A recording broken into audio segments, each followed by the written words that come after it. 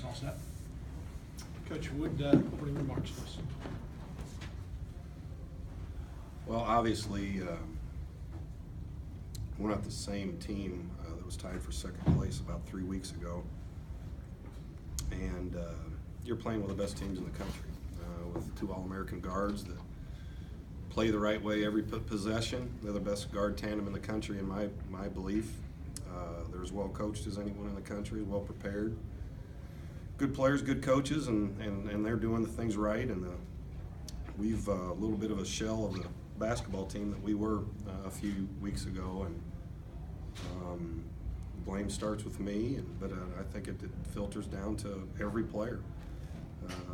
Things are not going well, and you got to change it. The one thing I asked them to do before the game is control what you can control by being very enthusiastic for your teammates and emptying your tank and playing your tail off. And I know our enthusiasm for our teammates wasn't there. I'm not sure how hard we played. When you get beat that bad, you don't want to say, yeah, we played hard. But we're far from a good basketball team right now. Questions? Greg, I know you're hunting for answers right now. I mean, what do you think is next? I mean, is it time for drastic measures, or where do you We go have from here? there, drastic measures, sure, but what can drastic measures be? I mean, we recruited these guys. They're good basketball players. They're really good people, and I've always enjoyed being around them. You know, if you change items, put up different players, you know, I don't know that we'd have 5 to put out there to start from guys that are being productive. So I don't know. We've talked about a lot of different things. I don't have a lot of answers. You know, again, I'll watch this and see what I think about making some changes. We've talked about doing different things, but I don't know that anybody's playing real well, and obviously I'm not doing a very good job. The lack of fire from this team, you know, is obviously disturbing. I mean, that's not something you can coach. I mean, how do you get that out of this? That's really bothering me. I mean, I don't get it. I told them, you know, I've been around basketball since I was born, with my dad being a coach. I've been around great teams. I've been around some poor teams. But I've never seen the lack of enthusiasm and lack of togetherness when you're on the floor from around a group that when you're not out here after a game and they're hanging around each other, you think they're undefeated, the way they get along and the way they hang out. But we are not together on the floor, and we're not a great passing team.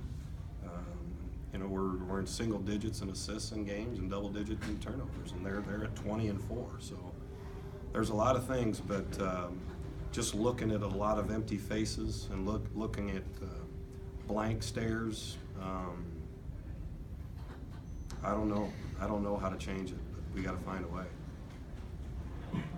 Wichita, when it was 7-7 at the first media timeout, started to hurt you with some mid-range stuff. Anton Brady, Yeah, hit 3 about 3 in a baskets. row, and looked like they were getting underneath what you were trying to do defensively. You know, was that a key to their being able to get out? Oh, I mean, they've really got really good players, for one, and you know, we wanted our man-to-man to be somewhat like a zone, trying to get it out of the hands of Van Fleet and Baker, but they do have really good players that start and that come off the bench. I just thought they dictated to us more than we tried to take stuff away. I thought we were kind of following them around out there, waiting for them to miss, you know, and then on the offensive end, we were not making them guard us at all. This is you know, everybody watches a lot of basketball. At this time of year in tournaments, teams move the basketball, share the basketball, make the opposing team work at that end, and we're not doing a good job of that. I mean, I coach our offense, so that's got to get better. And on the defensive end, you try to take away strengths and make it hard for teams to score. We're not doing either right now, and we got to find a way somehow.